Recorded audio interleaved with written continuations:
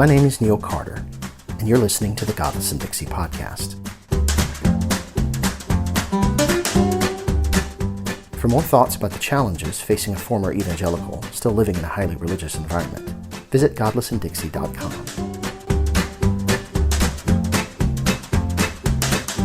Father Abraham had many psychoses. It's funny how you can read a story or watch a movie at two different times in your life and see it in two completely different lights each time. The second time around, you notice things you never would have caught before. I recently watched a favorite Bond movie and found myself saying, were his lines always this corny? And was the action always this cartoony? And I also remember the first time I watched Mary Poppins again as an adult and thought to myself, okay, so it turns out she was actually kind of hot. I surprised even myself with how differently I was affected by something previously familiar. I followed a friend's link to a gospelizing of the song Royals, done by a couple of Pentecostal girls, and had to shut it off when they started singing about being covered in his blood. It grossed me out. But then it struck me how readily I might have sung something similar a few years ago without any such revulsion. What a difference a few years can make. James said what? This happens with reading the Bible, too. The other day I read the second chapter of James and realized that for many years I totally misread his argument about why Yahweh approved of Abraham. I had always read that passage through the lens of Paul's counter-argument, which said that Abraham was declared righteous before he ever got circumcised, which would support Paul's own idea that it was faith and not works which earned Yahweh's favor. I always read James's argument as if he were saying it was in fact circumcision which made Abraham pleasing to God. But that's not what he applauded. No, James praised Abraham for his willingness to sacrifice his own son as an act of worship to Yahweh. That is what he says made Abraham pleasing to God. What struck me the other day about this interpretation was how quick Christians are to dismiss the story of Abraham as an example of Old Testament thinking. When confronted with the horrific brutality of both Yahweh and his people in the Bible, it has always been customary to explain it away by citing progressive revelation, as if such primitive thinking were not the foundation of the early church's profession of faith. But it was. Far from condemning Abraham's belief that it's ever okay to sacrifice your own child, James praises this act of Abraham as an example for all of us, as if it were the quintessential act of worship which pleases God. Reading this at my current stage in life, I see that it's wrong on so many levels I can hardly know where to begin. 5 lessons from the story of Abraham. For this convoluted mental task, I'm leaning on my friend Brian, aka The Apostate, who blogs over at Apostasy, to help me parse these things out. He starts off by speaking to the heart of the matter. I think this chapter strikes at the very core of exactly how the traditional expressions of the Abrahamic faiths are able to make otherwise good people do terrible things in the names of their gods. Indeed, it does. In fact, as I reread the story today, I count at least 5 terrible discoveries about biblical faith which I never saw before because the eyes of faith remain blind to things like this. I'll let Brian elucidate each one of them since he does such a good job of articulating the issues. Number 1, biblical morality is relativistic to the core. Christians often accuse atheists of having no basis for moral reasoning. But the story of God telling Abraham to kill his son illustrates that if whatever God says is good, then nothing can be consistently called bad. Not even child sacrifice. Here's Brian. Another point that's not typically dealt with by most expositors of this passage is that God has given opposing commands.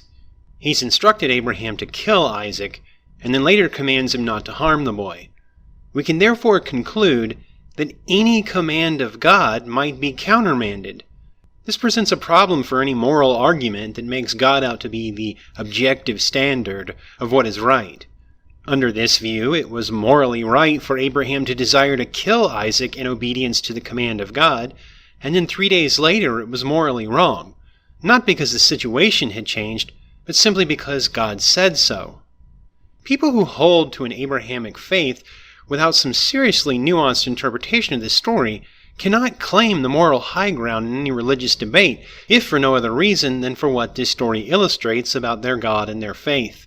When the ideal representation of your faith is someone who completely abandons reason, empathy, conscience, and common sense in blind obedience to a supposed deity's rather capricious-looking whims, you've lost the moral argument. Sorry. Thanks for playing. How is this kind of capricious, arbitrary, unsubstantiated, and unverifiable nonsense as a basis for morality any better than some subjective or relativistic secular moral philosophy? Under morality that's based on divine command, literally any act could be justified simply by believing that God commanded it, even acts that would appear to run counter to prior commands that God has given. The point cannot be emphasized enough. This is how you get good people to do bad things. This is how Christianity's second greatest commandment, for all its good intentions and moral excellence, gets completely undermined by the greatest commandment. Number 2. Killing something is central to this religion. First and foremost, there's the killing of Jesus, which the Bible says was necessary to appease God's wrath. Here's Brian. Old Testament aside, to an outside observer, it's pretty clear that human sacrifice is undeniably central to much of Christian theology, given that its most important figure is thought by many of its adherents to have been sacrificed to appease its God's wrath. Try to nuance it all you want, it's simply inescapable when the main symbol of a religion is the very instrument of death its founder was supposedly sacrificed upon. Call it what you will, but blood magic is all over the Bible, in both the Old and New Testaments, and is celebrated all over Christianity's traditional hymnody. For example, there's power in the blood, nothing but the blood, are you washed in the blood will never lose its power, etc. And blood magic is either ritualistically performed or memorialized every time participants drink their shot of wine/grape juice or have a priest do it for them.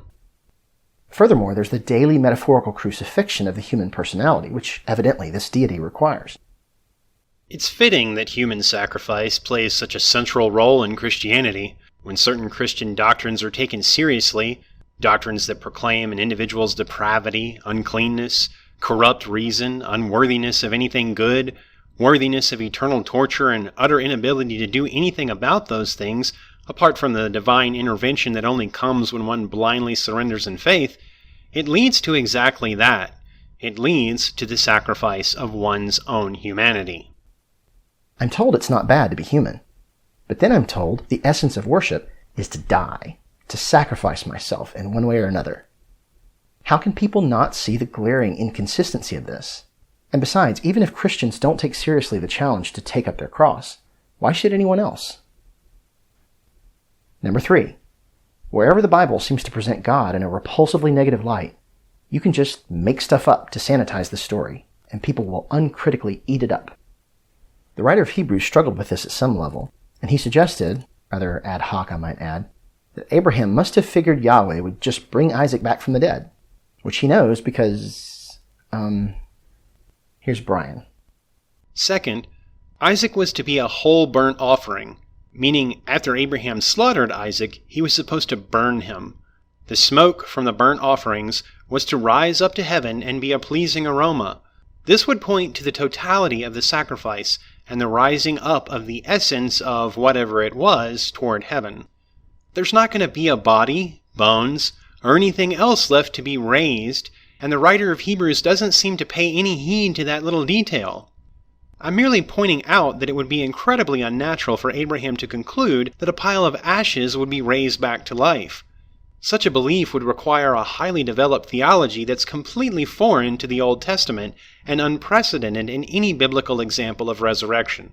And most importantly, there's no mention in the text of Genesis itself that Abraham believed that God would raise Isaac from the dead. The writer of Hebrews is either offering this resurrection belief up as his own supposition, or is repeating some other tradition, but it's nowhere in the text of Genesis. In fact, there's nothing at all in the entire Old Testament that would give us any indication whatsoever that people in Abraham's day even had a kind of bodily resurrection theology at all.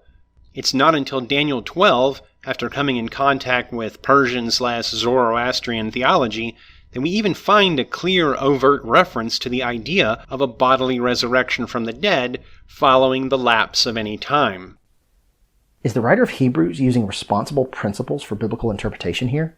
Can we just make stuff up now and that's cool? I guess people have been doing it for centuries, so why not? Number 4. If you can find enough poetic symbolism in a story or passage, You can drown out any cognitive dissonance or moral revulsion caused by the story itself. It's like covering the stench of a recently used restroom with a liberal spraying of floral-scented Lysol. When I was a Christian, I used to play up the comparisons of the story of the sacrifice of Isaac to the crucifixion of Jesus Christ. I would point out how God, like Abraham, was going to sacrifice his son, only he was actually going to go through with it. I'd point out things like Isaac carrying the wood and Jesus carrying his cross.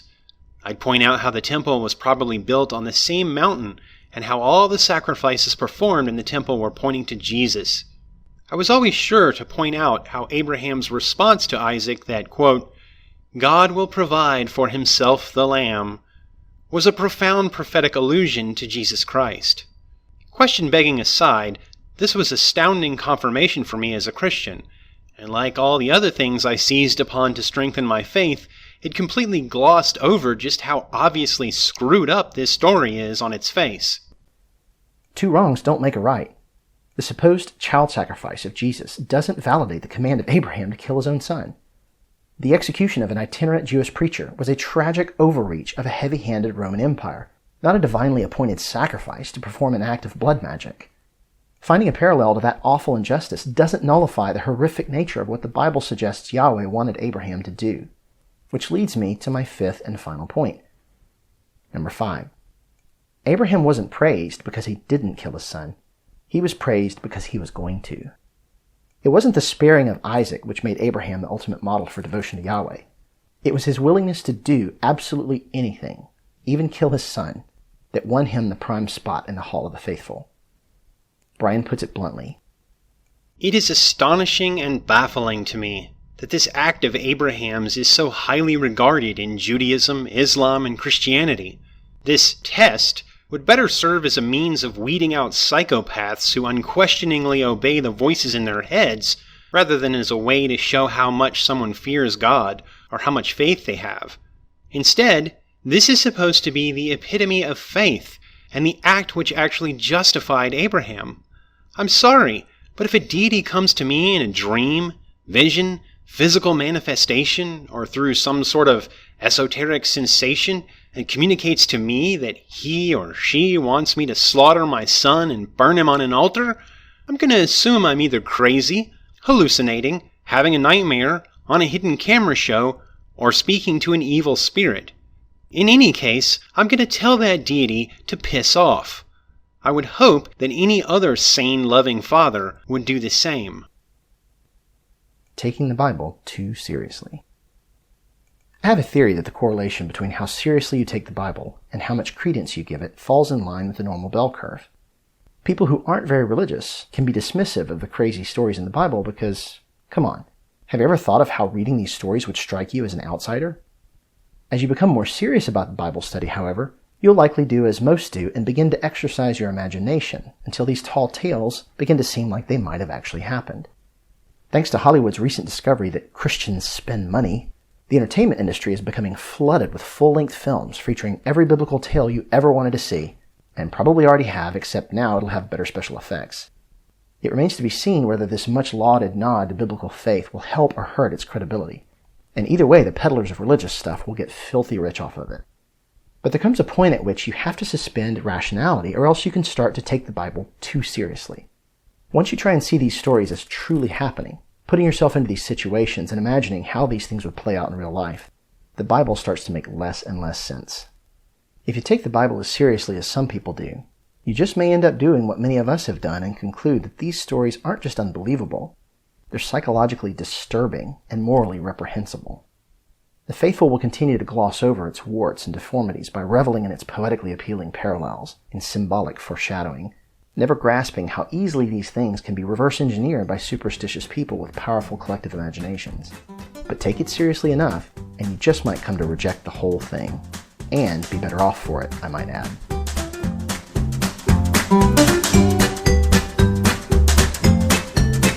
Thanks for tuning in to the Godless and Dixie podcast. Be sure to subscribe, and while you're at it, check out the blog itself at godlessanddixie.com. If you're helped by what you've heard and would like to help me keep doing what I'm doing, you can become a sponsor through visiting patreon.com/godlessanddixie.